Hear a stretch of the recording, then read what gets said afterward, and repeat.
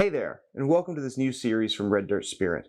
I'm Philip Cox, and along with being a teacher here, I also have a project called The Inside Job, where I offer spiritual direction, Enneagram coaching, and writings and videos about the scriptures and reflections on spiritual life and how all that connects with the rest of our lives.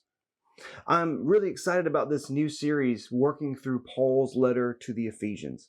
This video of the week series is going to go for 12 weeks, and it will coincide with the daily Bible reading app, Red Dirt Spirit, which you can find and download at reddirtspirit.org.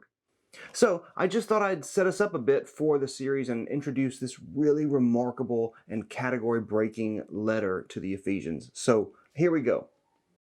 The Bible is kind of like a collection of individual books written over hundreds of years by multiple authors.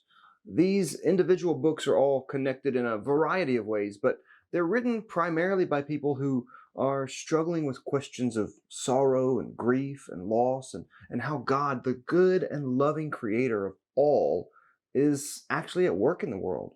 In fact, the people who wrote these books, their very name, Israel, means those who persist in struggling with God.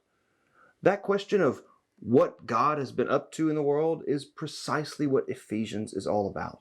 The book of Ephesians is near the back of the Bible, and scholars largely agree it was written by one of the earliest leaders of the church, a man named Paul, while he was sitting in a prison cell, most likely in Rome, suffering for the sake of the message that he was sharing about Jesus, which, if you were a part of our series on Acts, you might remember.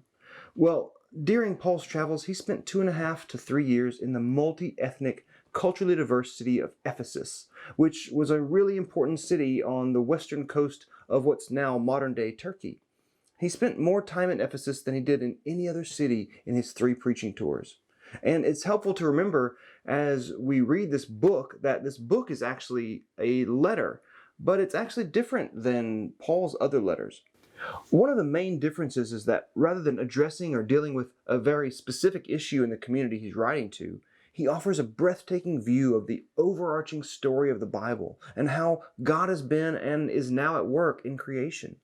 Paul gives us this cosmic perspective, but not just in theories and ideas.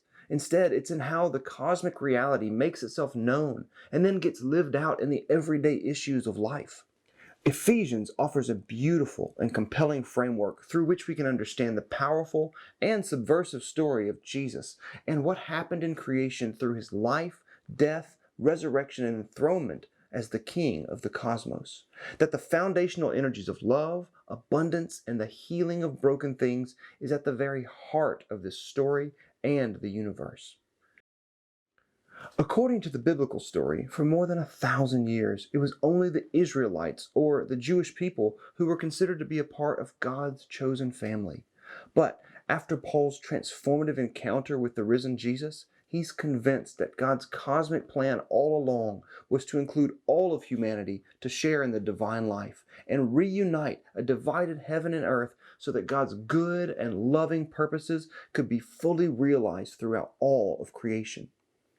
The way that God has accomplished this unifying work is through the life, death, resurrection, and ascension of Jesus as Messiah, or his chosen king. But not just for Israel, but for the whole cosmos.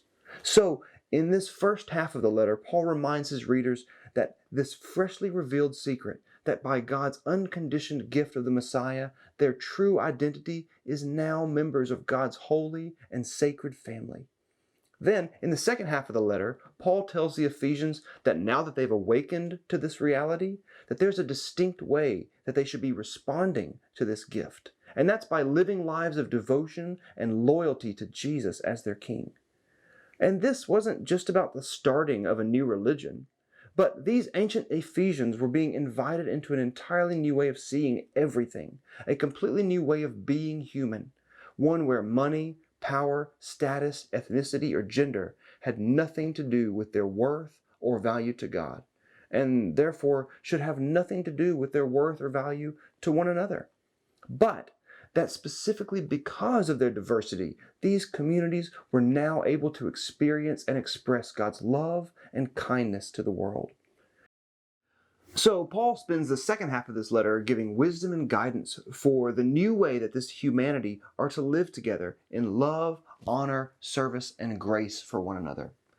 And I don't know about you, but for me, the widespread division that's still so obviously present in our world shows that this ancient letter to the Ephesians is still offering a desperately needed vision of our life today.